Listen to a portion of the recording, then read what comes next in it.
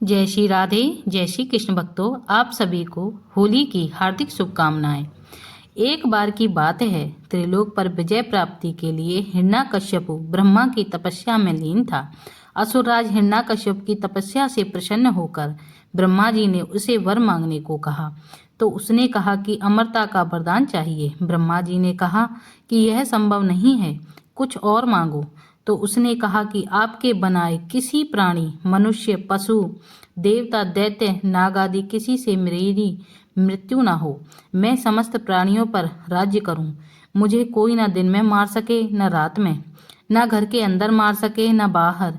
यह भी कि कोई न किसी अस्त्र के प्रहार से, न किसी शस्त्र के प्रहार से, न भूमि पर, न आकाश में, न पाताल में, न स्वर्ग में। ब्रह्मा जी तथास्तु कहकर उसे वर प्रदान करके अंतर्ध्यान हो गए। इसी दौरान इधर हिरण्यकश्यप की जब तपस्या करके लौटा तो इस वरदान से उसके भीतर अजर अमर होने का भाव उत्पन्न हो गया। उसके इसी धरती पर अत्याचार करने शुरू कर दिए। उसने देवों को अपना दास बनाया, ऋषि मुनियों को, भक्तों को तंग करने लगा, यज्ञों को नष्ट भ्रष्ट करने लगा। उसने आदेश दिया कि उसके राज्य में किसी भी देवता की पूजा नहीं होगी। उसने कहा कि हिरणाय नमः के अतिरिक्त अन्य किसी भी मंत्र का उच्चारण नहीं किया जाएगा। पूरे राज्य में स्वयं उसी की पूजा की जाए, अन्य किसी की नहीं। जो ऐसा नहीं करेंगे तो उसे मृत्यु दंड दिया जाएगा।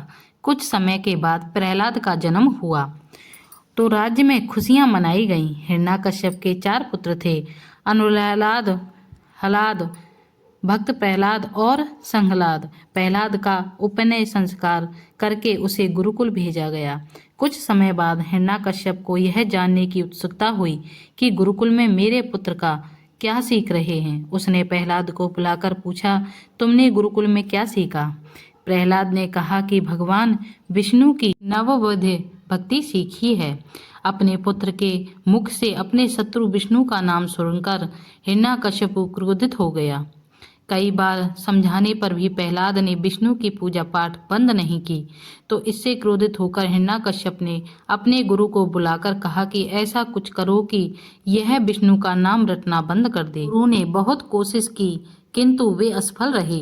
तब असुरराज ने अपने पुत्र की हत्या का आदेश दिया। सैनिकों द्वारा उसे विष दिया गया, उस पर तलवार से प्रहार किया गया, विषधरों के सामने छोड़ा गया, हाथियों के पैरों तले कुचलवाना चाहा, पर्वत से नीचे फिकवाया, लेकिन श्री हरि विष्णु की कृपा से प्रहलाद का बाल भी माका नहीं हुआ। फाल्गुन शुक्ल सप्तमी को प्रहलाद को बंदी बनाकर पूरे 8 दिन तक त्रास दिया गया।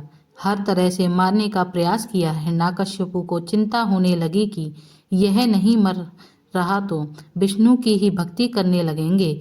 उसकी चिंता को देखकर उसकी बहन होलिका ने कहा कि भैया आप चिंता ना करें, मुझे ब्रह्मा से वरदान प्राप्त है कि मैं किसी भी प्रकार से अग्नि में जलकर नहीं मर सकती हूँ।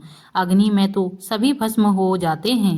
तब हिरण्यकश्यप ने अपनी बहन होलिका से कहा कि तुम प्रहलाद को अपनी गोदी में लेकर अग्नि में बैठ जाओ, जिससे वह जलकर भस्म हो जाएगा। होलिका को वरदान था कि उसे अग्नि तब तक हानि नहीं पहुंचाएगी जब तक कि वह किसी अच्छे मनुष्य का कार्य करेगी। होलिका यह बात भूल गई थी कि वह अपने भाई की बात को मानकर अपने भतीजे प्रहलाद को गोदी में लेकर अग्नि में बैठ गई। उस दिन फाल्गुन माह की पूर्णिमा थी। समृद्ध वाले प्रहलाद का हित करने के प्रयास में होलिका तो स्वयं जलकर भस्म हो गई और प्रहलाद श्री हरि विष्णु का नाम जपते हुए अग्नि से बाहर आ गया। यह देखकर तो हिरण्यकश्यप और भी ज्यादा क्रोधित होकर चिंता करने लगा। इस घटना के बाद हिरण्यकश्यप ने प्रहलाद को एक खंभे से बांध दिया। फिर भरी सभा में प्रहलाद से पूछा, किसके बलबूते पर तू मेरी आज्ञा के विरुद्ध कार्य करता है? प्रहलाद ने कहा, आप अपना असुर स्वभाव छोड़ दें। सबके प्रति समता का भाव लाना ही भगवान की पूजा है। हिरण्यकश्यपु ने क्रोध में कहा कि तू मेरी चिंता ना कर, मेरे सिवा किसी को स्वामी क्यों बता रहा है? वहाँ है वह मेरा जगदीश्वर, क्या इस खंभे में है जिससे तू बंधा है? यह कहकर हिरण्यकश्यप ने खंबे में घूंसा मारा।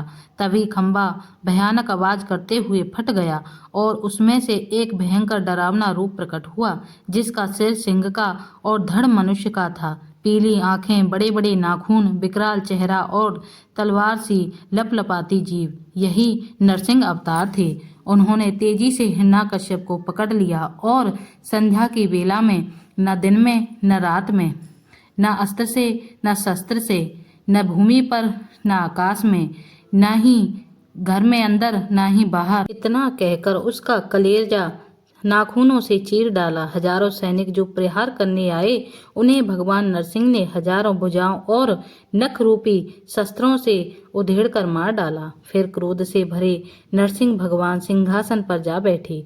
तब प्रहलाद ने दंडवत होकर उनकी प्रार्थना की, पूजा की। प्रहलाद को राज तिलक करने के बाद सभी देवताओं ने नरसिंह भगवान जी की बड़ी स्तुति की और उनका क्रोध शांत कराया।